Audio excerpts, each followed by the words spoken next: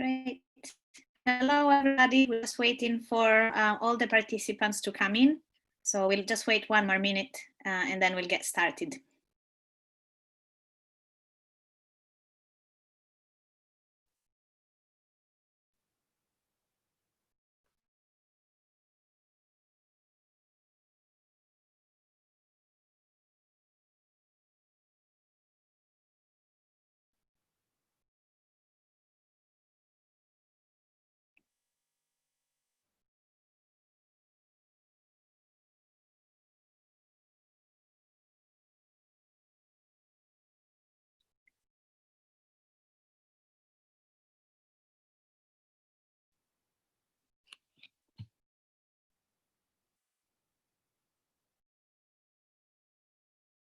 Just checking the number of participants in the room. It seems it's getting there.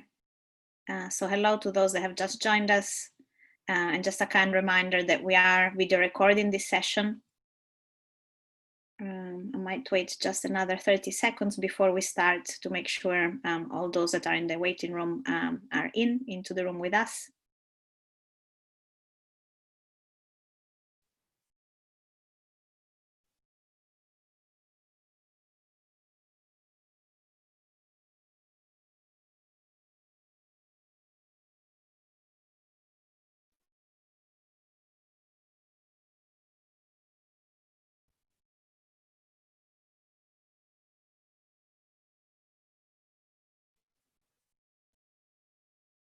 All right.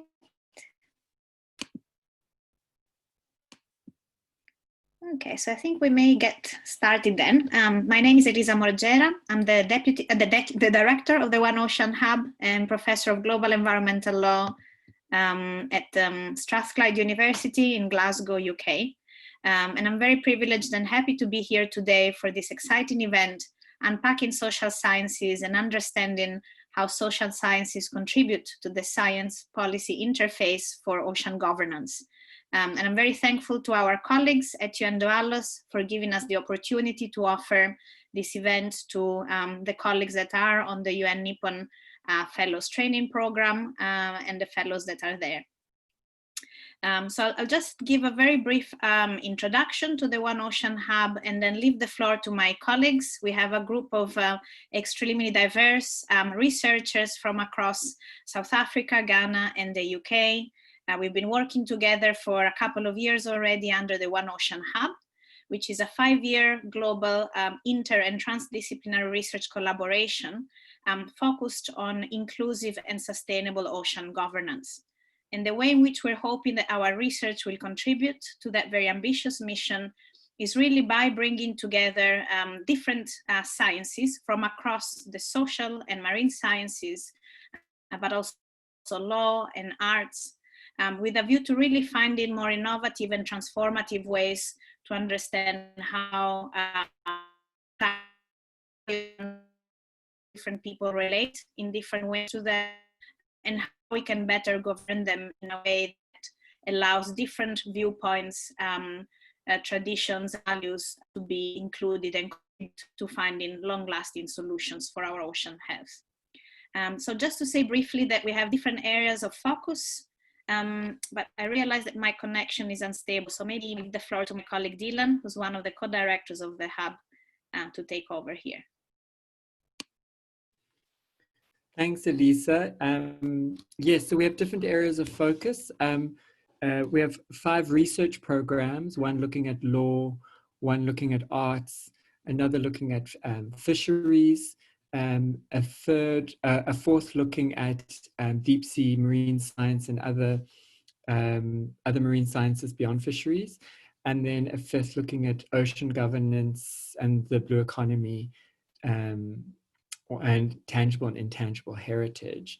And the Ocean Hub works within 5 countries, Ghana, Namibia, South Africa, Fiji, and the Solomon Islands. And we have many project partners and over 116, I think it is, researchers from around the world coming together from all these different disciplines, trying to really shift the way in which we are working in the ocean governance space in these areas, And then we also have satellite projects and friends in other regions as well beyond those. But I think without any further ado, we'll kind of go ahead with, you'll see that each of us will speak to different aspects of the social sciences and how we are bringing them and thinking of them in the transformative governance space. So you'll be hearing from sociologists, historians, economists, human geographers, anthropologists today, and how we are working together and thinking through some of these critical questions on how we can serve different publics in our research and in transformative governance. So our first speaker is Kira Irwin, a sociologist at the Urban Future Center at the Durban University of Technology in South Africa. Kira, can I hand over to you? Yeah, sure. Thank you, Dylan. Hello, everyone. Lovely to be here today. And please do feel free to introduce yourself in the chat. We'd love to know where you're from and any other information you'd like us to know, just to get a sense of who's with us in the room. So I'm based in Durban in South Africa at the Durban University of Technology. And as you can see from the slide, I'm a sociologist. So myself and Dylan have the pleasure today of introducing what sociology offers to thinking through ocean governance. Dylan, if you don't mind moving on to the next slide, please. The sociology uses an analytical lens that contextualizes how individuals fit into larger social groups, particularly around how people have a sense of belonging and group identity. And so usually sociologists are interested in how things like race, class, nationality, gender, sexuality, ethnicity, and religion shape people's worlds. And we're also interested in the types of social institutions that structure our societies. So families, schools, religion, governments, and international bodies such as the United Nations, which many of you are part of here today. Sociology is interested in how ways of being and knowing intersect and support and conflict each other. And fundamentally, it's a study on how power works in society and how broader structures either constrain or enable individuals and their ability to act on the world.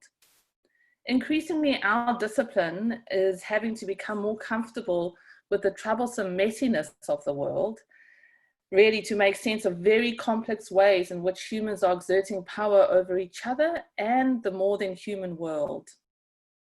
Next slide, please, Dylan. So Dylan and myself and many sociologists like us believe that research can do more than just produce knowledge. It can act for and with change in society. So research data and analysis doesn't only try and make sense of what's going on, it can move knowledge into forms of action. And there's many kind of concepts we use in this: participatory action research, public sociology, and activist scholarship. In this sense, research works as a more iterative, collaborative process.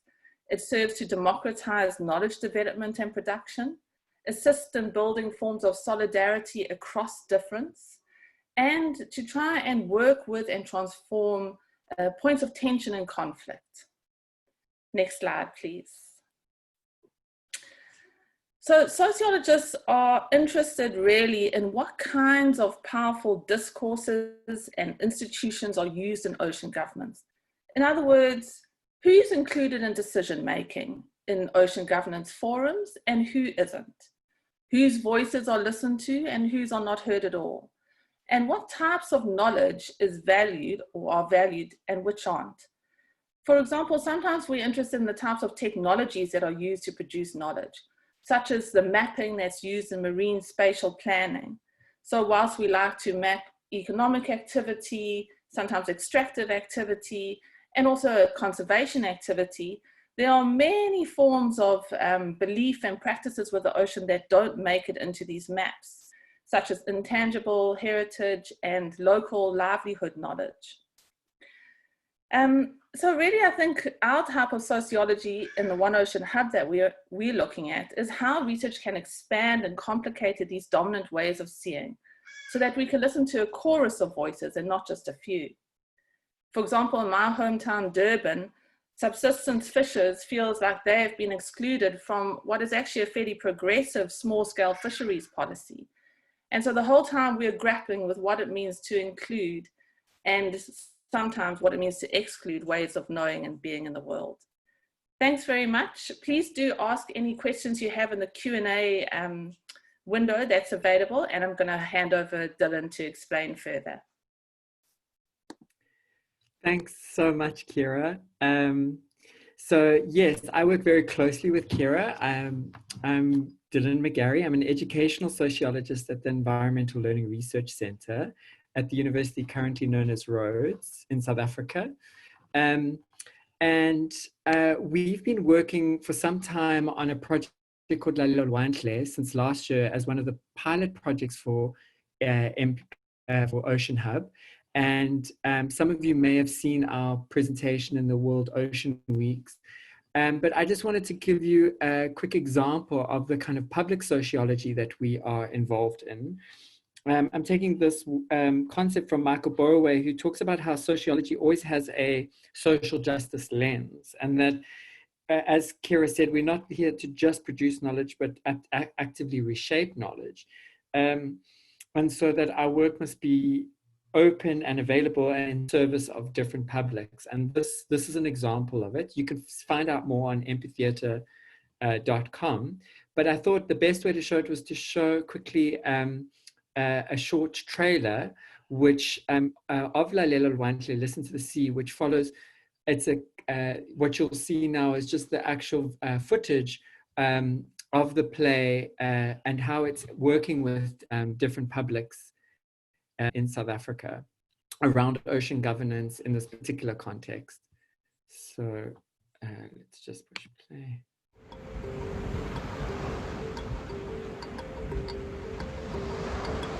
Back in the day, it was said there were more fish in the sea than there were grains of sand at the Durban beaches.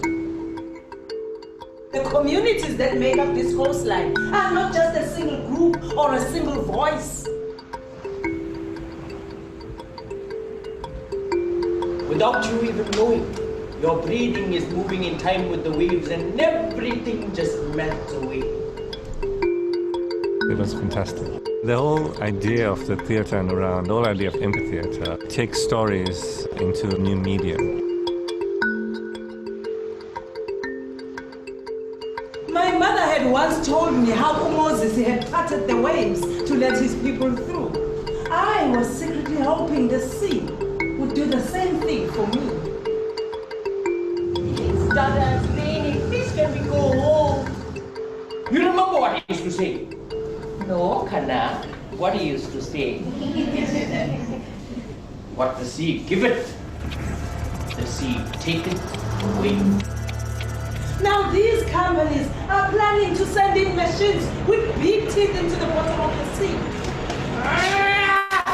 And what's the bloody point of me sitting here with my measly rod when everything's been taken already? After imminent collapse of whole ecosystem. These companies had bribed the chief to keep the truth from us. They had known all along. The mining camps were already lined up along our beaches. The sea remembers, my boy. It doesn't keep secrets, and in the end it throws everything back at us. I thought it was brilliant. I think more people should come to this play. I'm glad they're taking it up and down the coast. Towards the end, I was almost in tears. I only care so deeply about the ocean because I've had the privilege of seeing what lies beneath.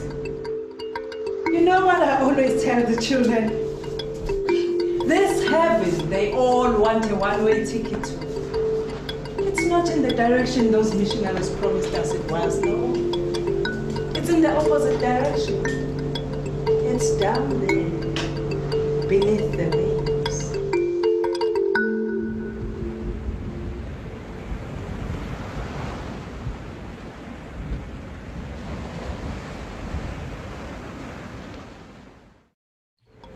So what you saw there was the kind of middle part of a much longer research process, and an action, iterative and collaborative research process that included different sociologists, artists, civil society, community representatives, all coming together to try to tell a very complex story and create potentially a new social space to reflect on and work with and engage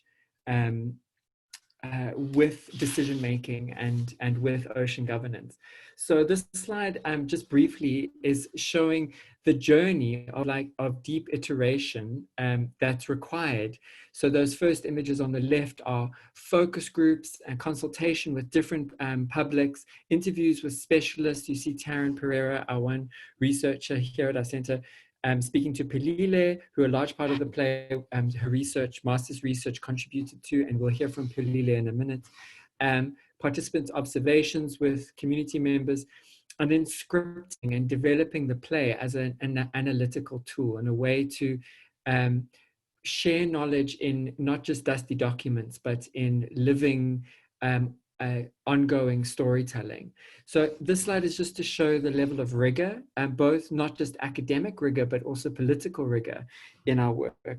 And our work to try attempt to create a new social space for policy transformation, one that can hold multiple ways of knowing and being, can hold scientific knowledge, can hold indigenous spiritual knowledge, and a place for dialogue and public. You can imagine these as almost tribunals.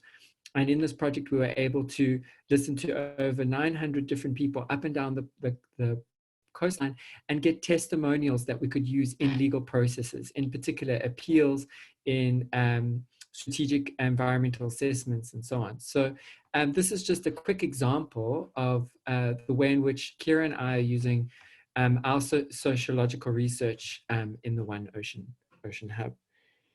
So my last point is really to just say that what we try to do is, rather than to try in transdisciplinary work, rather than to try blur the boundaries between different knowledge systems, we want to keep the sovereignty and the truth of each knowledge system intact. But rather our work is to build entrances and exits, as De Souza Santos says, between these different knowledge systems. So I'm gonna hand over virtually in a way to David Wilson, who's a historian in the School of Humanities, and he'll also introduce himself in an unusual way. He couldn't be here today, so he pre-recorded his presentation. So I'm just gonna play that for you now. Hi everyone. Sorry I can't be with you today, but I am delighted to be able to share a little bit about my discipline with you and how it relates to the ocean and sustainability. History is best described not as the study of what has happened in the past, but why and how historical events unfolded as they did, and what these broader patterns indicate across time and space. There are various different fields of history, such as environmental, legal, social, and cultural history, and each can be applied to an ocean context to understand where, when, and why marine spaces and human usage of these spaces have changed over time. This can be a means to explain the processes through which certain values and perceptions of ocean space have come to dominate ocean governance across multiple levels, and how this has privileged certain ocean users and ocean usage over time. To do this successfully, historians need to engage and address these issues across diverse perspectives and contexts. We need to look at historical events and their long-term impacts from both the top down and from the bottom up, looking at the various contexts in which developments were shaped and how far they impacted on the lived realities of peoples and the environment. We also need to be constantly aware of the power imbalances and localised contexts in which events played out, and view localised contexts not in isolation, but as being shaped by and shaping global developments. As a student, I found maritime history fascinating as a particularly messy and complex space of human and non-human interaction, particularly within the history of globalisation and colonisation. What is often recognised is that colonialism occurred by sea, in which the sea was a major artery of empire through which goods, ideas, laws and peoples were transported between continents.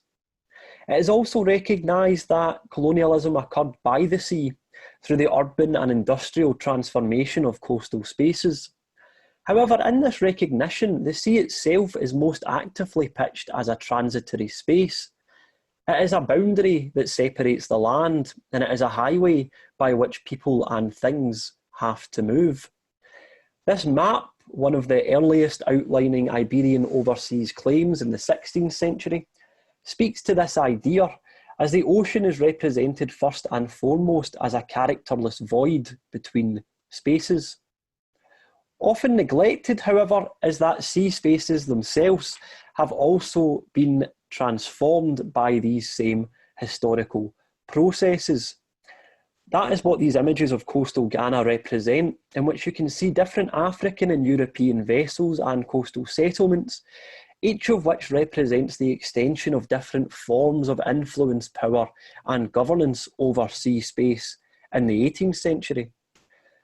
Colonisation has occurred and continues to occur at sea and over sea spaces, and this has shaped local, national and international constructions of sea spaces, and has led to the codification of particular value of ocean spaces and marine resources that has dispossessed certain groups while privileging others.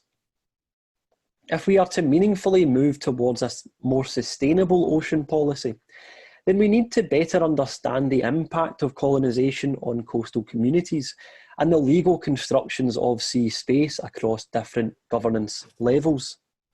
This is particularly true as the various structures which we need to utilise and work through in order to achieve a sustainable future have often emerged from colonial contexts. And so we need to recognise and address the inequalities and colonial legacies of multilateral ocean governance in order to ensure that these same inequalities are not inadvertently reproduced by working through these structures. One way in which history has been applied to support sustainable ocean policy is in its use by Indigenous peoples to reclaim their rights over marine spaces. For example, historical treaties between Indigenous nations and settler colonial governments have been important tools in arguing that Indigenous rights over marine spaces, as enshrined in those agreements, have been obstructed.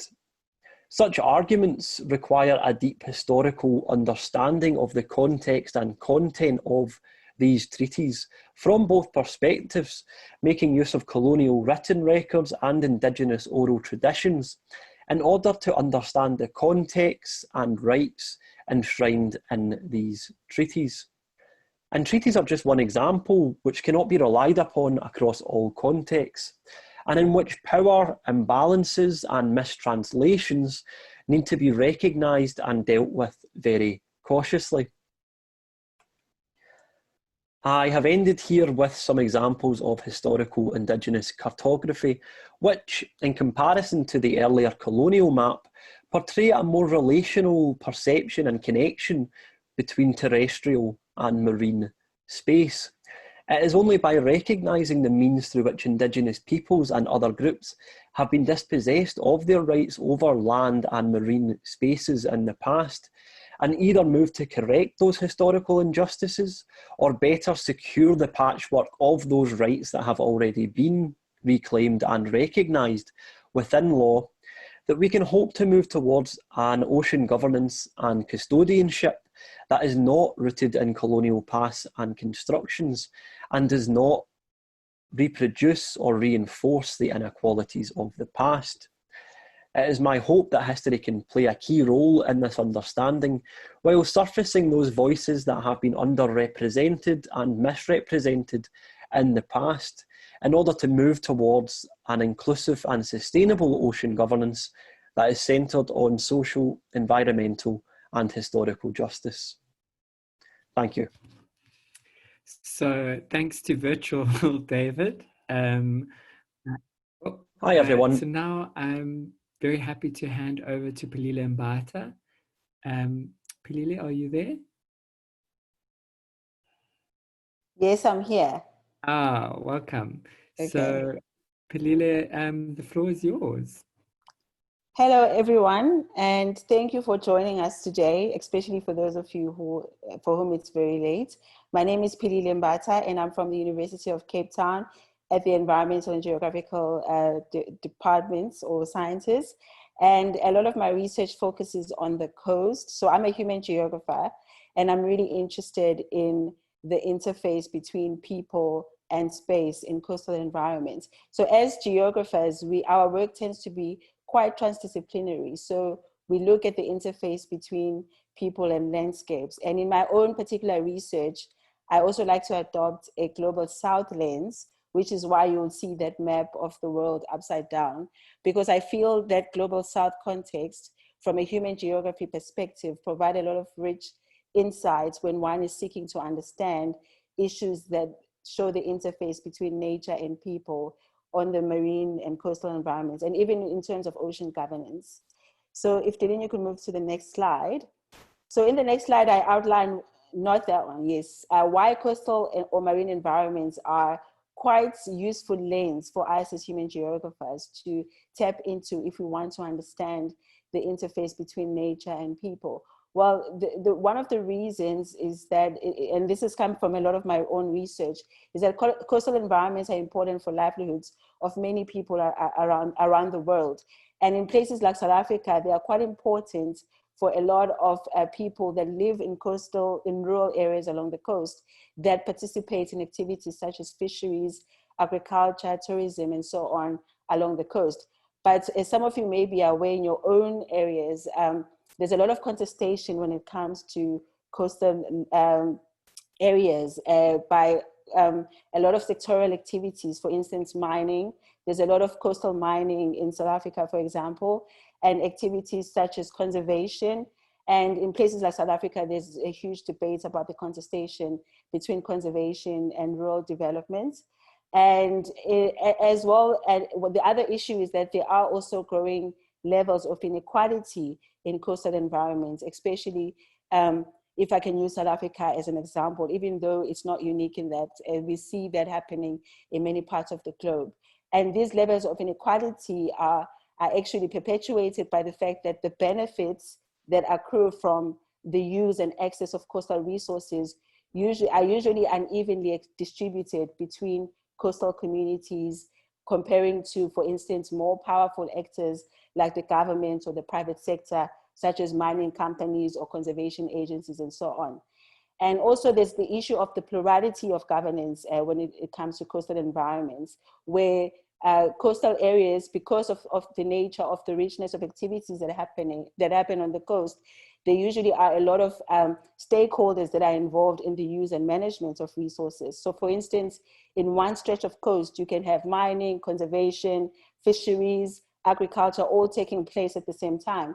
And that requires some sort of coordinated efforts to govern that piece of environments, which can be very complicated. And then if you can just enter, Dylan. And that's why coastal governance, for instance, or the governance of the oceans in general, has been termed as a wicked problem in the literature, because you have all these stakeholders that have different worldviews and images about what governing the marine environment should look like. So communities have certain interests that are geared more towards livelihoods and customary practices, while governments have other interests that have to do with sometimes economic profits from activities such as tourism, and meeting conservation targets, international ones and local ones. And sometimes that can be at odds and very difficult to reconcile. And if you can move to the next slide, Dylan. And South Africa is a very useful lens for looking at issues of inequality along the coast as well, because the geography of the South African coast is quite interesting because of the high inequalities that exist. So if you look at this image, at the top is a coastal area in a certain part of South Africa. And the images at the bottom also show parts not far from the coast, also in South Africa. So you can see that these two, the bottom images and the top images represent very different and very stark images of the coast, even though they are taken not too far away from each other. And I think the COVID-19, as you would have seen in your countries, has exposed a lot of inequalities that exist in our societies.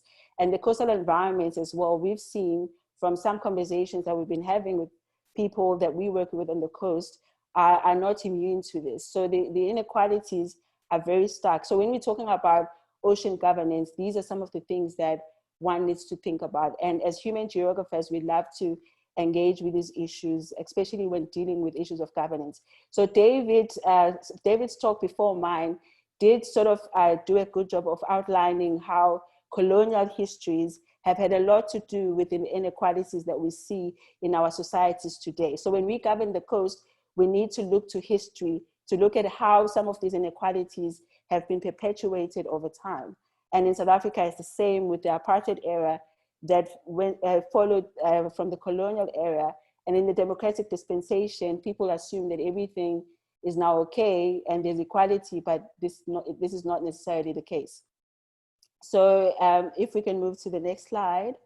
So one of the other issues which touches on this issue of a wicked problem of governing the coast, in South Africa, we also see an example as well of coastal environments in rural areas being very ungovernable, if I can use that word, or very difficult to govern because of plural legal systems that exist to govern the coast. So for example, in some of the areas that I've worked in on the east coast of South Africa, there are competing institutional arrangements governing certain aspects of the coast and also livelihoods that depend on coastal resources.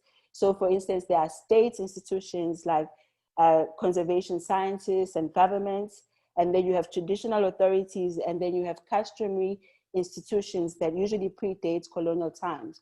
And usually when you have these competing legal systems governing the marine environments, you have issues of power that emerge.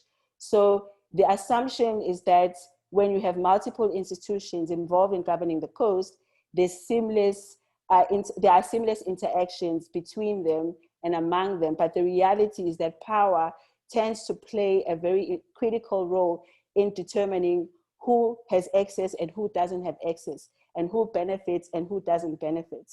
So the role of power is very critical. There's a lot of political ecology work that I also engage with that sort of tries to unpack the issue of power, as well as governance literature as well, but we don't have time to go into that. So just to demonstrate some of this, my last slide, if you can move to it, Dylan, demonstrates how this is a picture taken from one of the communities where I've worked, where it's a protected area, and people in the community feel that their voices or that were not incorporated in the decisions regarding to conservation. So they decide to do what is known as forum shopping, where they end up picking and choosing which rules basically supports what they want to do because they feel that they have no power in decision-making processes. So the picture that you see here is of a woman who's crossing the border every day to plant crops on the other side of the border because on her side of the border, it's not allowed. This fence that you see here is the border between South Africa and Mozambique. So this picture I feel is very powerful in terms of highlighting how issues of power manifest and why, if they are not taken into account in decision-making processes, they end up affecting a lot of governance processes, especially they end up affecting people's abilities to access their livelihoods at the local level. Thank you. Thank you so much, Pilile. I now have the opportunity of bringing in Bola from Ghana at the University of Cape Coast. Bola, are you there? Who's going to speak to law? Yes, I am. Yes, I am, Dylan. Thanks. Thanks, Bola. Over to you. Thank you. Good afternoon. My name is Bola Erinosho. I'm with the Faculty of Law at the University of Cape Coast, and I would just speak briefly to how legal research informs some of the work around the oceans that we do. Yeah, first slide. Thank you, Dylan. Right. When we often law is described as the cement of society and an essential medium of change. Law includes rules and norms which prescribe courses of conduct. However, law cannot be viewed in isolation as a distinct entity, which stands alone, however much lawyers would like to believe that. However, it should be regarded as part of a social continuum, which at one end of the scale is the legalistic values and the institutions it represents, which find expression in the courts, such as that in the picture, which is the buildings of the Supreme Court of Ghana, and the rules and traditions these courts follow. On the other end, however, is the question of morality. And somewhere in between all of this are all the various social beliefs and institutions.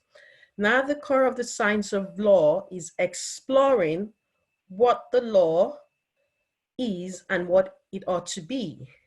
Answering this, we'll delve into issues of fairness, of justice, and of course, power relations and the relationship between law and society. This, of course, means that law has connections with a number of other disciplines, including the behavioral sciences, philosophy, and economics, amongst various others.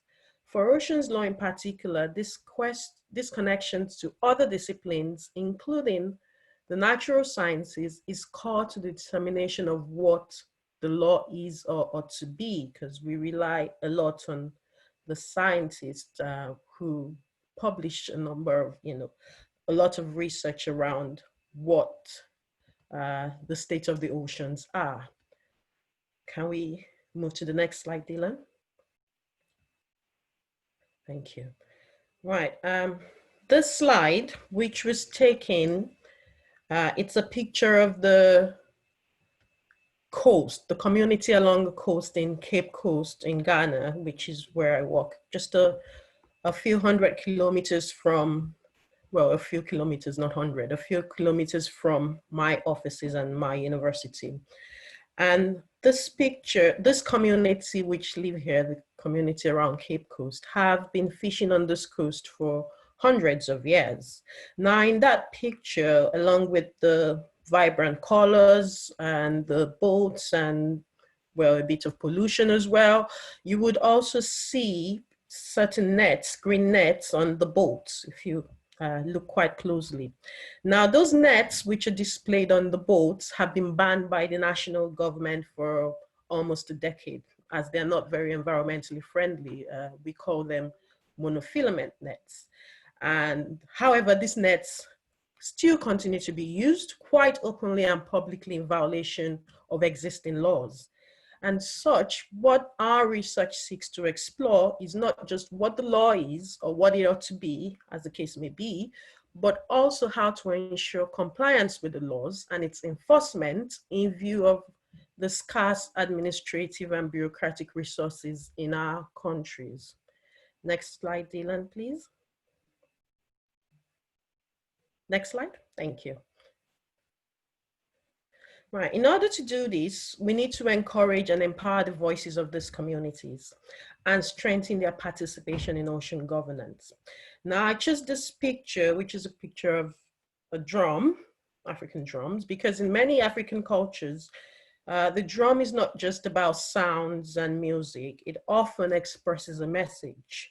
And engaging with these communities will ensure we not only encourage and surface their voices, but that local, national, and legal frameworks integrate the customs and the customary laws, as well as the realities of these communities, in order to create a coherent, inclusive, and equitable legal framework which protects the oceans and the people who rely on it for sustenance. This means we have to reappraise our understanding of how decisions in legal spaces are made by the various actors and how we formulate laws. For example, if we think about how lawyers and judges and all the various actors, how they make decisions on fishing rights, for example. It would also, of course, involve decolonizing our legal frameworks, which have been very Western focused.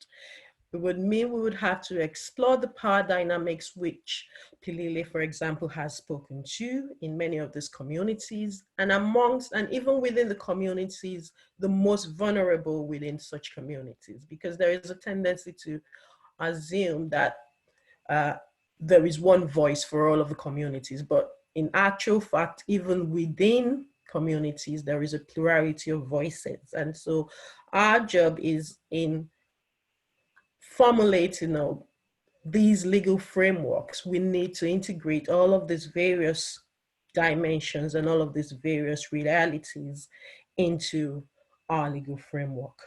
And these legal decisions cannot be taken in isolation, of course, from the economic realities and the impact of climate change on depleting marine resources. So for example, back to my point about the nets, one of the things we identify from our research, for example, around the nets and why it has not been complied with by the various fishing authorities, in addition to the challenge of depletion of resources, which has links to climate change and overuse, there was also from the perspective of fishermen, the idea that they were unfairly disadvantaged by large-scale fishing trawlers. So there are questions as to other issues like international investment law as well in that situation. How do we share the benefits equally between the local artisanal fishermen as well as the larger corporations or larger companies who also want to enjoy the resources in these areas? So those are some of the questions which our research seeks to look towards. Next slide, Dylan, please. Right, and so I chose the slide just to highlight that whilst we focus on communities closest to the ocean, and our work is largely starts off at the community level, we recognize that because of the nature of the oceans, there are important connections which are national, which are regional and global, which the law needs to take into account. So the interaction of legal frameworks, such as, for example, at the international level, the law of the sea, as well as African regional frameworks and national law underlines much of our research. And the final slide, Dylan, please. All right. And this final slide, I chose this picture of this artwork, which is by El Anatsui, who is a Ghanaian artist with Nigerian links. That kind of resonates with me. And I chose this because it encapsulates my optimism that if we can build those connections across the disciplines and across the scales from the local level to the national and to the international level, then we may potentially be able to have a legal framework which will achieve our aim of a healthy ocean. Thank you very much. Thank you so much, Bola. Also, this beautiful artwork, I believe, made out of recycled bottle tops, I think, okay? Yes, it is. Very beautiful, thank you. So I'm handing over to Laura. Her connection is not so great, so we've actually got a pre-recorded version of her presentation. But Laura Major is an anthropologist at the Center for Environmental Law and Governance at Strathclyde University and is a research fellow on the One Ocean Hub, looking particularly at legal anthropology. But I'll let her introduce herself and the recording. Let's see. Hello, my name is Laura Major. I'm a research fellow in anthropology with the One Ocean Hub at Strathclyde University. Thank you very much to the organisers of the event for inviting me to speak on the topic of anthropology. Social anthropology, in very basic explanation, is the study of people in the context of societies or cultures. Anthropologists are concerned with the study of meanings, values, and social structure in many different settings. I currently work for the One Ocean Hub in the subdisciplinary area of legal and political anthropology. Legal anthropology examines legal processes as well as social ordering within and across cultures. And political anthropology we'll define as the study of power and its manifestations across different settings. Anthropologists may employ a range of methods. Just switch slides here. Anthropologists may employ a range of methods, including interviews, archival research, and other mixed methods, including qualitative and quantitative aspects. Although participant observation tends to sit at the heart of the method, that is, understanding social phenomena in context, understanding people and settings, actions, knowledge systems, languages, and so on their own terms, preferably as both participant and as observer. Through these methods, an ethnography is produced. An in-depth description, a narrative, or a story of a social phenomenon, often with an explanation as to how this links to larger issues. On the slide, I've given the example of book-linked texts, but ethnographies are also written into papers, films, exhibitions, visual essays, and theatre performances, to give a few examples. There's sometimes an assumption that anthropology is always the study of small-scale societies, and it was born out of that. But contemporary anthropologists also address a very wide range of issues, societies, groups, and communities that are not necessarily, for example, geographically bounded in that way. In terms of character and direction of theory in anthropology, what will perhaps be of most interest for this discussion is that the scholarship produced often evidences unacknowledged or unseen interconnection and entanglements between people and things in the world, including other species, as well as between social phenomena. It also tends to question taken for granted claims of the primacy of certain knowledge systems or ways of ordering the world, via Western forms of law, for instance, emphasising a multiplicity of worldviews and practices as present and relevant, as well as investigating and complicating assumptions about those systems and the way that they operate in reality. The organisers asked me to speak about why, as an anthropologist, I'm inspired to look at oceans issues. Scholars such as Orlov and Catton, in the article I've cited, speak about water as total social fact. That is, a thing that embodies and connects to many, if not all, areas of life: legal, political, economic, religious, and so on. Certainly that's very obvious if, for instance, you look at the fishing industry in the UK, where I'm based, and the photographic image there is of a recent fisheries protest. I think that what drew me to anthropology was this ability to look across those spheres, to recognise and interrogate their connection. Certainly much of what is perplexing and very much live in terms of global political movements and law is playing out in and around the ocean, as well as on it. And what is being grappled with speaks to so many of those issues of the complexity of interconnection between social spheres.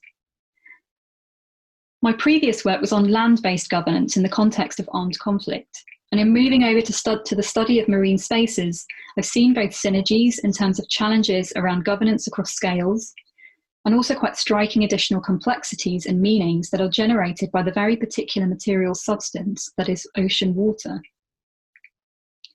As with much scholarly work at the moment, I think there has been a recent turn, or a turn back actually, in anthropology, towards recognising the significance of the ocean much more broadly, as a place that's come to symbolise and to host some of the most difficult issues that are facing society globally. So as an anthropologist, the opportunity to bring that curiosity and those methods and ethics of practice to that problem is very rewarding.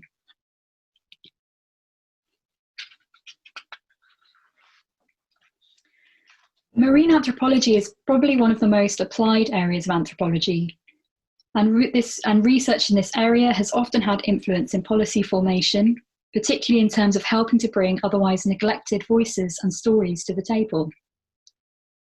For instance, in work around the effects of marine protected areas and their successful implementation, or the challenges that they faced, as well as in understanding the lifeways of fishers and the nuances of meaning and purpose for those people that need to be taken into account in successful policy formation.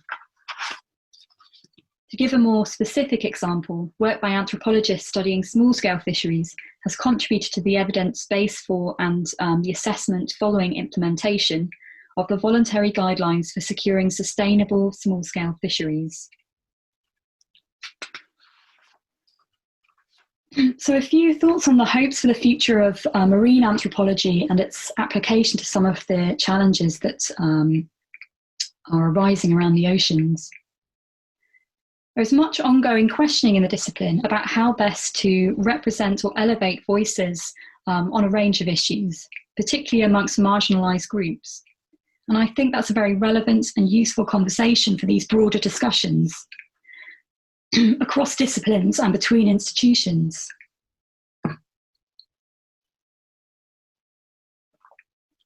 In this very interconnected era, the discipline is also well placed to examine relatively disparate phenomena that have very real localized effects. So, for instance, I'm currently exploring method and concept for research into transnational commercial fishing practice, which draws upon the flexibility and openness of anthropological thinking to bring together studies in the anthropology of corporations, policing, and marine areas, to construct the social life of this activity, both tangible in terms of ships and fish and people, and intangible as it exists in rules and processes that flow within and across business institutions, legal spaces, and geographical spheres. So I think the discipline is very well placed to serve the call for more integrated marine governance, as well as to help produce fairer policies in relation to access and resource use around the ocean. Thank you again for the invitation to speak, and thank you to everyone for listening.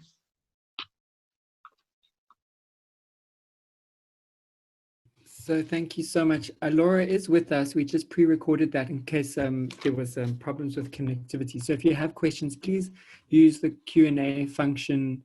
We're trying to answer them live as we go along.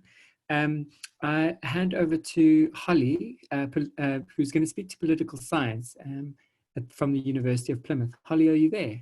I am. Thanks, Dylan. Oh, great. Okay. So you can move to the next slide straight away. So yes, I'm Holly Niner, and I'm working as part of the hub in Plymouth University. I'm here to talk about political science and how that might be applied to ocean sustainable governance. So policy in most cases is a messy and non-linear process from conceptualization through to development and implementation, as highlighted by Pilele in her description of coastal governance as a wicked problem. At all stages and levels, from problem identification and definition, it is subject to politicization. So whilst it is wicked and difficult and complex, this complexity in itself isn't so much of a problem, as we are unable to combine the many values, interests, and resources in ways that are not political. Politics is described as essential for making the policies and decisions workable, accountable, legitimate, and justifiable. However, this tangle of relationships can spit out results that don't perhaps reflect the original intent of the policy, or perhaps a policy landscape at a global scale can interact in ways that marginalize certain actors or actor groups and exacerbate existing inequities. So, or in the very worst situations, they might support corruption. So if you can move to the next slide, Dylan. Thank you. So for example, science-based policy is a term that you might commonly hear described as a desirable thing. However, the ways in which science or evidence, which in themselves are political concepts, is fed into and used within policy is not straightforward and is highly political.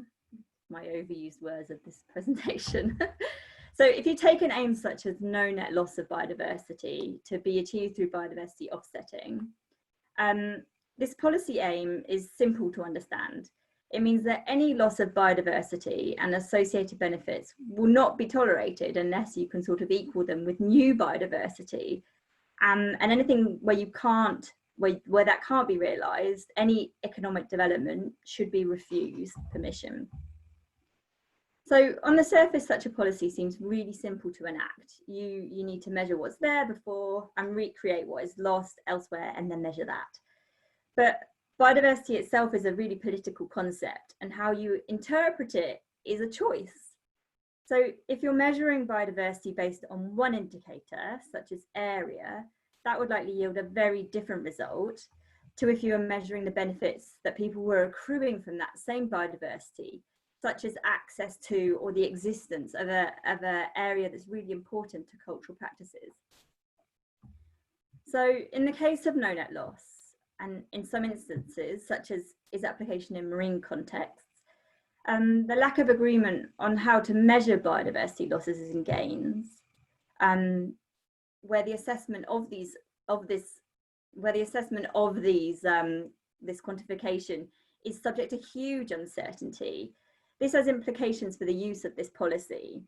To manage the risks of potential failure of organisations and institutions where no net loss cannot be demonstrated, as it may not be possible, and to ensure legitimacy of both governments and businesses and other stakeholders using no net loss and biodiversity offsets, interpretation has shifted away from science and towards that of risk management, and can tend to measure the exchange of finance rather than of biodiversity. So no net loss in this instance is creating a situation whereby it could be exacerbating the one thing on paper that it's seeking to avoid, which is biodiversity loss. And then the costs and risks of this loss tend to be passed to society as our natural world declines in quality. So this is just a simple example of how a policy aim that's conceptually very neat and tidy and science-based can interact with institutional factors and political factors and lead to undesirable or obscure outcomes. So we can move to the next slide, please. So political science is a social study concerning the allocation and transfer of power in decision-making. The roles and systems of governance, including governments and international organisations, political behaviour and public policies, is a huge topic and overlaps with many of the disciplines that we're describing here this afternoon. But it can show us the human factors that control this web of decision-making and help us understand how evidence or information is understood and integrated, and also why a policy may be enacted in a certain way. It shows you whose hands are weaving the web within which decisions are made and the pattern or form that this takes. So if you could move to the next slide. So these policy patterns can be examined at a range of scales from global to local. This can give a global picture as to the effect of a concept or policy tool that may be imminently relatable and popular, such as no net loss or the blue economy, something that's gained a lot of traction. So at a local level, it can highlight the ways in which policy touches people and how outcomes are realised in everyday decisions in everyday life. Political science can showcase case studies where the dominant political and power arrangements are challenged to support a more equitable and just mode of power sharing, such as the inclusion of traditional ecological knowledge, or through the development of co-management arrangements. This can highlight alternatives and reveal what is required to support these new alternatives. It can also make explicit the barriers, such as existing policy or its enactment, to these changes. So in bringing these experiences and arrangements to light, political science can support the innovation of governance and can be involved in part of that process. So next slide. So in summary, and this is a really brief summary given the breadth of this subject area, political science can allow us to unravel the tangle of decision-making and governance. It can reveal the complexity of decision-making and can reveal injustices, power imbalances, but also crucially, windows of opportunity or key points where we can apply pressure to promote the changes necessary for equitable visions for or of sustainable ocean policy?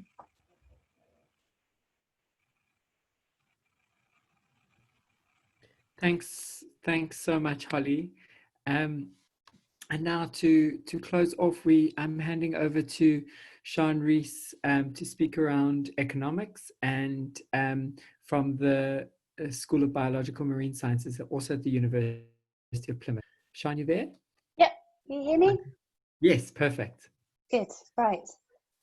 Yes. So as I'm the last speaker as well, if you could please just keep your questions coming in and use the chat as well freely to put in any thoughts or reflections that you might have across all the presentations, and we'll have a QA at the end. But I'm going to talk to you today about ecological economics. So if you could go to the next slide, please, Dylan.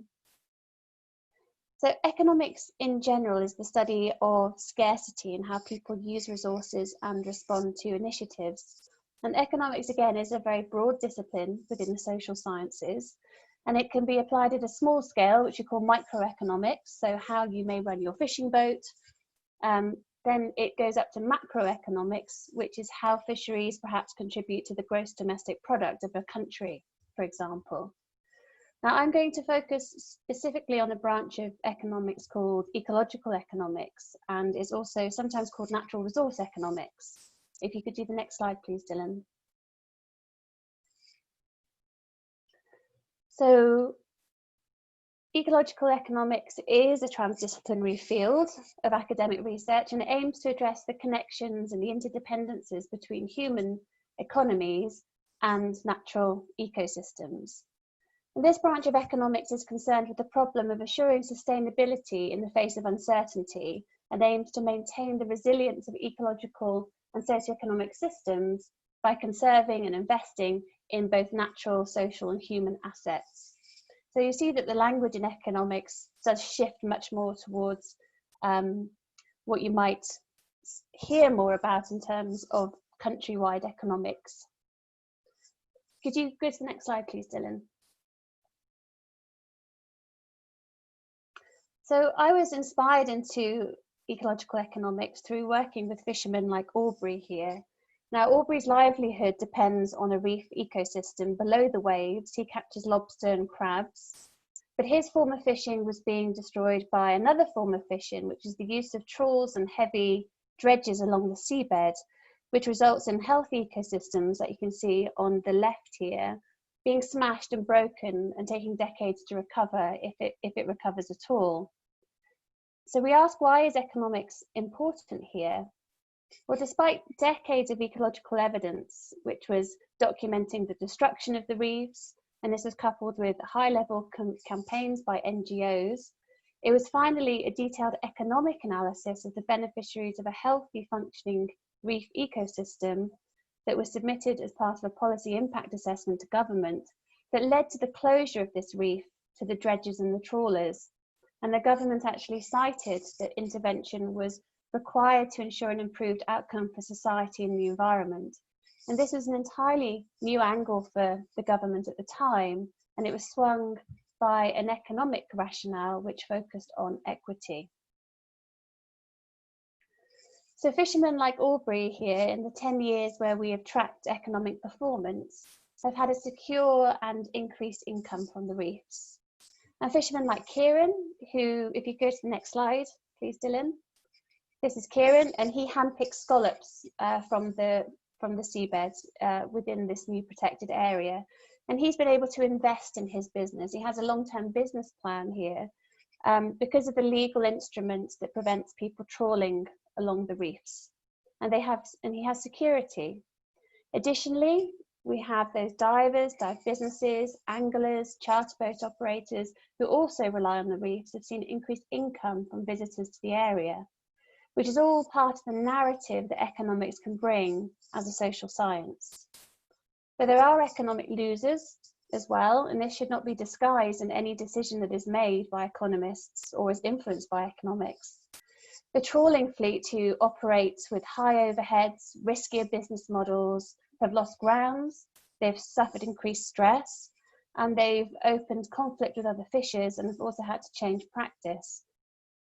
But over the 10 years, their income has not declined, but their fishing practice has fundamentally changed, and they have taken many more personal risks to achieve this.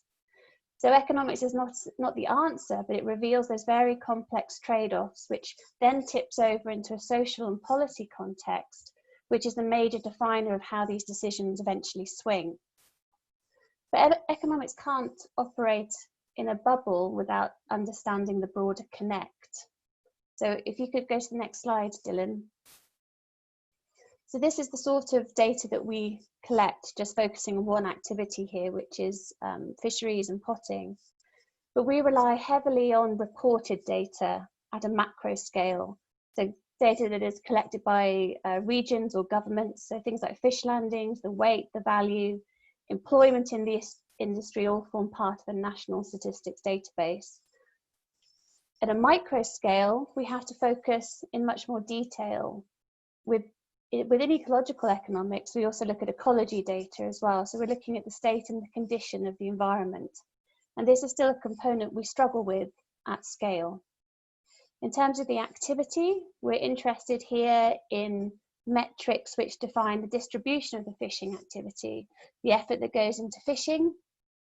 At this scale, we tend to move to collecting logbook data from individual fishermen and also interviewing techniques to gain a richer understanding of decisions that are made. So at a micro scale, we rely much more heavily on social research methods to understand how the fishing activity is linked to social, economic, psychological, and health indicators. If we think forward, we have to take into account that we place a value on everything, whether we're aware of it or not. Every time we make a decision, we're weighing up different value sets in our minds. So every policy or law embodies a value-laden decision that was made at a point in time. And this remains the challenge for economists. So how to include different value systems and knowledge into the decision-making context. And the final challenge is linking economics to the state and the condition of the environment. So how do we know if conservation or fisheries management is actually doing any good? Our overarching economic model of scarcity and growth has massively eroded our natural environment. So I'll leave you here with a good news story, and if you could just get the video started on the last slide for me. This here is the story of the reef, which I showed you earlier, the fisheries, and it's a story of a recovering ecosystem that's linked to Aubrey's livelihood. We can see a small wrasse here, and it's chasing the laser on our underwater camera. The wrasse are a little bit like cats. They like to territorially chase the lasers. But if we look in closer, we can see the growth of corals on the seabed. We see small branching corals, new growth, small Ross corals, and we see a rewilding of this space which has occurred since the dredges and the trawlers were removed. So when we can actually link ecological data to economic outcomes, we're offering opportunities and possibilities for linked sustainable livelihoods. And that's the end of my presentation. Thank you so much, Sean. Elisa, I don't know how your sound is doing or your connection. For everyone, this is just some summary points of some of the things we've covered. Obviously not everything. It was many disciplines we've had to explore and try and give summaries of. But here's just some kind of key points that we thought we'd like to share. And we, I think, opening up for questions now. I just wanted to just see, Elisa, is your...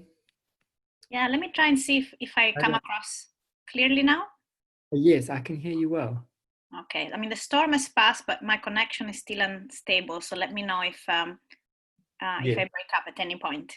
And thank you all so much for your presentations. I think I saw from the chat that, there was a lot of interest and excitement about what we shared, and a lot of personal reflections about how all those different disciplines help us to think in new ways about marine sciences and how we're trying to make changes and help us also to think about the blind spots in each of the disciplines that we may be more involved, and see how we can complement each other's work. But there was also some discussion in the chat about what are the challenges in bringing these sciences together, and somehow how there may also be a bit of an uphill struggle to do this and to be taken, I think, seriously, when maybe different disciplines may have very different methods and rely more, say, on qualitative or quantitative data.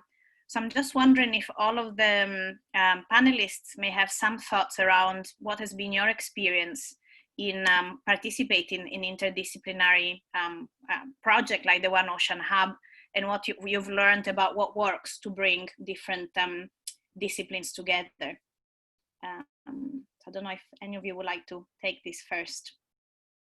And in the meantime, for the participants, please do keep sending your questions in the Q&A box. We'll try and answer the general ones just now. We have 20 minutes to go, so quite a bit of time to do so. Elisa, maybe I could try and answer the question. Hi everyone, it's Kira again, and I'm responding to Elisa's question, but also to a question that was asked in the chat and by Megan, sorry, in the Q&A. For me, this last year and a bit being part of the One Ocean Hub has been incredibly rewarding, and probably because it's the first time I've really sort of been forced into collaborating with the marine scientists in, I felt, very rich and productive ways. There are sometimes misunderstandings from both sides around what different disciplines view as valid or credible knowledge. But there's also a lot of scientists in many different disciplines who are willing to start having conversations to engage. And I think what's clear is that without each other, we're not going to be able to make well thought out, responsive, sensitive to a whole lot of different needs, decisions around our oceans.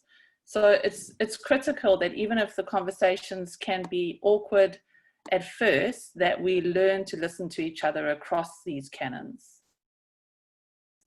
Thanks. Thank you, Kira. Any other of the panelists would like to take this point? There's also a question in Bola. Yes, thank you, Elisa. And just to add to what Kira has mentioned, for me as a lawyer, this working on the One Ocean Hub has actually been a very eye-opening experience as well.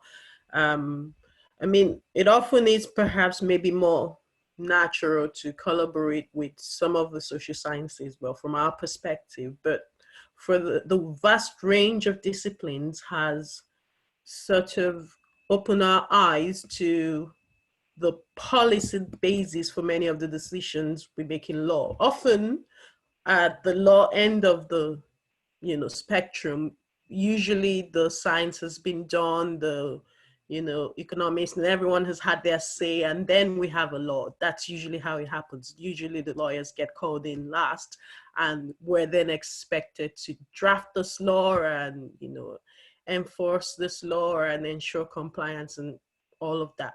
But that understanding of all of the scientific bases and all of the other realities which are quite important can sometimes be lost in translation. And what this hub has allowed us to do is to see that bigger picture and understand that, but also we hopefully are contributing by opening their eyes to understanding that, yes, it's one thing to, say that this is what the science says and, this is what you must do, but you've got to understand that there are humans involved, and if you're going to require them to comply with certain rules, you've got to take into consideration all of those other things. So yes, you may tell us that the fishes are rapidly depleting and you can't show us all of these beautiful graphs. However, it's another thing for us to be able to get a law that works for that purpose. And so it's understanding all of this and, and also, of course, understanding how the scientific methods work. That's also one of the enriching experiences which we have gained from this hub, really. Well, thank you so much. And I think understanding how one another's research works is a key to then working together. I see a really great question on the Q&A, so I'll just mention it for different panelists to answer. But Elva Escobar called attention to the use of forecasting models, including in terms of forecasting climate change impacts, and how the different kinds of information that go into these models, indicators, etc. But of course also more and more efforts to include biodiversity and indigenous knowledges working across times and space. And this is indeed a theme that we have discussed quite a lot within the One Ocean Hub, and we're trying to find ways to expand the range of sciences and colleagues involved, I think, in modeling. So I wonder, including through involvement of the arts. So I wonder if maybe Sean and Dylan, but also others may want to talk a bit about our own thinking around interdisciplinarity and modeling. Thanks, Elisa. I'm happy to go next. Both to just also quickly say that on the interdisciplinary, what I've noticed around that quickly, which can also respond a bit to Kome's comment that I see is in the open chat. One thing I've noticed in South Africa, working in a team where we have ichthyologists, fishery scientists, legal scholars, sociologists, anthropologists, scholar activists, and civil society all working together, is this incredible opportunity to get something greater than what we were working on before, like a multifaceted approach to thinking through complex problems and these wicked problems that Pelile raised. So I was just interviewing one of our co-researchers who's an ichthyologist who looks at fishery science, and he was saying, Warren Potts, and he was saying, what excites him so much about this work is an opportunity to create, to find new ways to allow his science to speak into spaces that it could never have spoken into before, working with artists, working with social scientists, working with anthropologists and also lawmakers and lawyers and political scientists, is there's a way to kind of more carefully and strategically work with the findings the knowledge we're developing and co-developing with communities and accessing it almost not just with academic rigor, but political rigor into how we're looking at transformative governance. So he was finding that really exciting. And then Kome's points around, this need to kind of, that laws in itself are not enough to ensure compliance is exactly what Warren was speaking to. So for example, there isn't enough compliance amongst recreational fishers in South Africa, and a need to work in a different way to kind of encourage that. So the ways in which we're trying to work with theatre and storytelling to have a different, more empathetic and dialogical engagement with these questions and with these struggles. And that goes to the modeling question as well. I mean, we're working with artists. We have the Deep Fund, which is put just today as our final call for that, where we're putting out a call for artists to create projects with society. Because even many of the law researchers in the hub recognize that law in itself, Professor Patrick Franken in our team also recognizes that law in itself is not enough, that there needs to be this extra work in social cultural practice and with cultural practitioners like artists and musicians and theatre makers and storytellers and filmmakers that can help us model and think through scenarios and ways in which we can make decisions. So it needs to be a collaborative, collective action. The real struggle and what we're still learning, which is careful and as Kira says, slightly messy work, how do we make these entrances and exits between our different disciplines and between our knowledge systems without dissolving them entirely in themselves? And there's a great level of humility and deep, attentive, active listening and empathy that's required between the researchers, government officials, policymakers, civil society practitioners, and so on. Thanks, Elisa. Thank you, Dylan. I wonder if Sean wanted to come in on the point of modeling as well. Yeah, I would. I think my experience is that I am a social scientist that has been embedded within an ecological team for over 10 years. So I'm very used to people talking about their large models that data needs to go into, and then you get this output at the end. And some forecasting models are brilliantly adaptive, and different types of modelling, such as Bayesian statistics, allow you to bring in the more soft data into a decision framework. But these can answer the very big questions about how policy or law could potentially be shaped. But much of the issues that we are dealing with need to have more rigorous place-based approaches, where you understand the decision-making in a place and how it plays out within coastal communities. And this is something that modelling is just not particularly good at. But just to also echo what Dylan mentioned, is that some of the social science techniques are really great at building realistic and plausible scenarios for models to be worked, to be plugged into models about what futures and what scenarios and what outcomes we want, and that's built through consensus with different groups. I just wanted to speak to Megan's question as well, in terms of working across the natural sciences and the social sciences, and what do we need to do. And I have a very strong feeling that we do need to build much more respect and trust between the natural sciences and the social scientists, through really things like this, in terms of trying to understand each other's methods and how they could be applied, but also so that natural scientists can have an understanding that social is also a science as well. So we have our own methods, our own statistics and ways of analysing data, and that there's different rigours that are associated with that. So it's building the trust between the two different sides, and also just, I think most natural scientists and social scientists just need to befriend each other and try a project out and see what great things can happen. The example that I showed in Lyme Bay is a 10-year collaboration between myself and a colleague who is now a very good friend, and we've just worked the two sides of the science together for over 10 years and have increased each other's understanding of natural and social systems. Well, thank you so much, Sean. There was also another great point that I'm wondering if maybe Pilil and potentially others can address, and I think it's part of the discussion about how understanding how the social sciences can contribute. And so in the chat, Catalina said, often for social scientists, you get the impression that, or you're told that you remain very analytical and descriptive, but you may not be able to propose solutions, like how we can improve governance.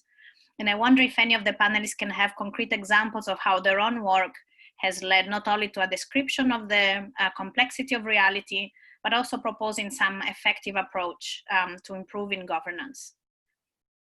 Pilile, would you be able to refer to some of your earlier work, perhaps, or others? Yes, I can. Yes, I think that's a very interesting question.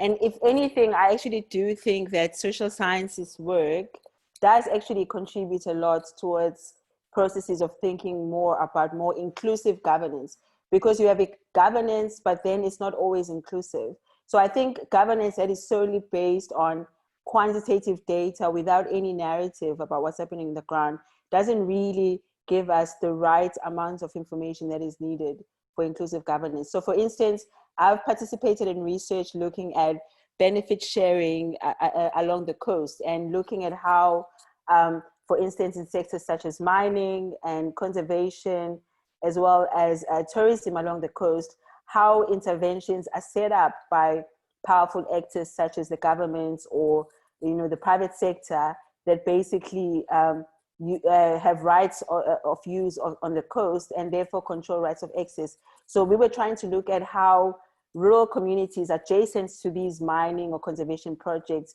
were actually benefiting from the governance arrangements that were set up in the mining operations or tourism operations and so on.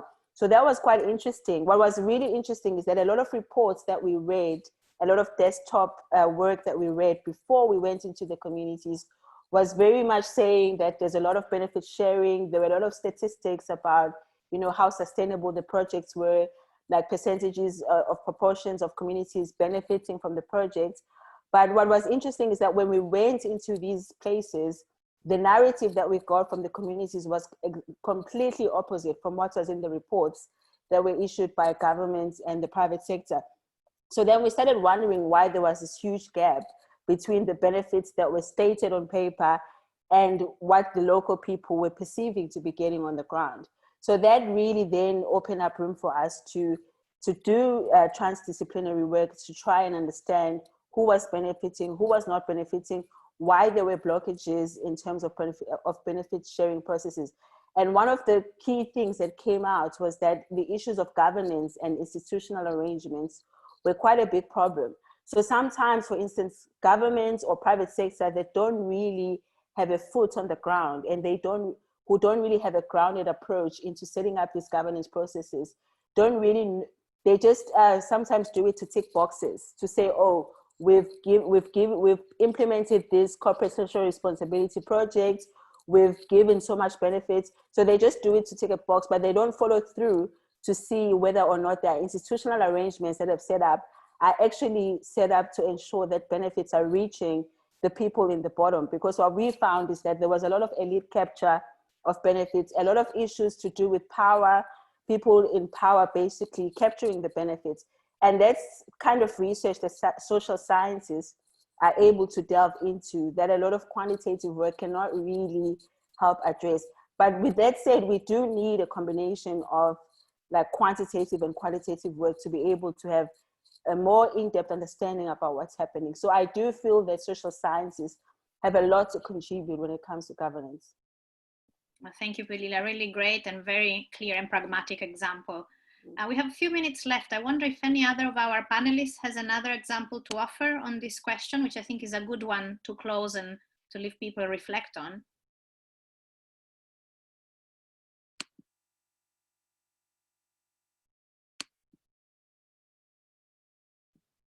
I wonder, sorry, yeah. Oh, sorry, Kira again.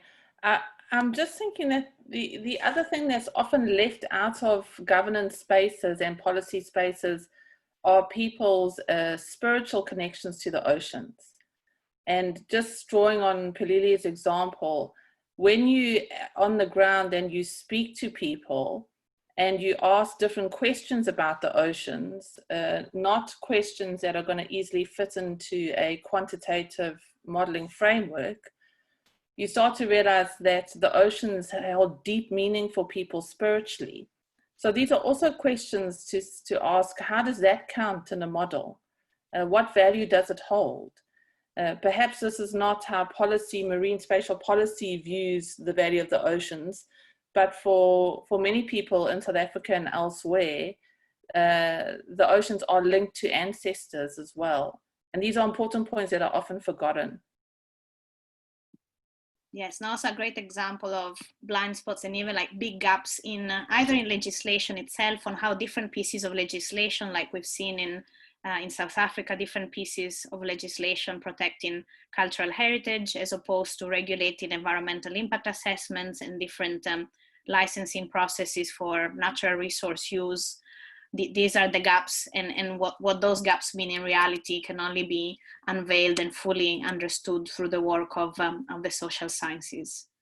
I'm aware that we're 2 minutes to close, so maybe I'll just take this opportunity to say, first of all, that it's been great for us to share this work with you. We are ourselves questioning quite a lot about how we can make progress and how we can share the progress with others.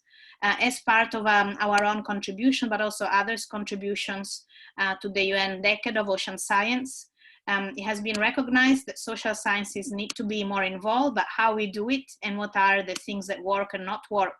It's very important, I think, to collect those experiences, share examples, and motivate both people in current jobs as well as the new generations coming in. Linked to that, we will send a survey immediately after this event to all of you. I know that there's quite a lot of survey fatigue, but if you can take a few minutes, this is the opportunity both for you to let us know if you wish to have similar events or follow-up events on some of the issues we discussed. I noted in some of the comments a particular interest, for instance, in gender and how that is coming through in our research and is addressed in the specific context of small-scale fisheries. So we're very keen to hear from you, topics and ideas that you'd like us to expand. And we have an ongoing conversation with Valentina Germani, who's with us on the call from Yendoalos, about how we can organize other events that can be of interest to colleagues interested in ocean governance. But also, of course, the service is also an opportunity for you to let us know if you want to collaborate with us. I think a really important aspect of the integration of the sciences is also that we need to be very aware of the different projects that are already ongoing, and for us to complement each other's work and build on each other's work. And that really comes, as many of the other things we've addressed today, through dialogue and listening to each other and getting to know what other activities are on the ground. And finally, we will share the recording. We usually do that. We'll send a link to all of you who are on this call, and it's available on our YouTube channel, together with other videos that we prepared during World Oceans Week. Once again, thanks to Yendoalos' invitation. So if you're interested in some of the work discussed today, there's more there available. And I think one of you suggested also sharing the transcript of the Q&A. So we will develop an anonymized version of it that can also be shared with you. And of course, for any other update, do follow us on our social media and be sure to stay in touch. So without further ado, maybe I'll ask all the panelists to switch on their video and just say goodbye. And we hope to stay in touch with you one way or other and continue this collaboration with Yendoalos. Thank you so much to all of you. Thank you. Thank you, everyone. Thank you very much. Thank you, everyone.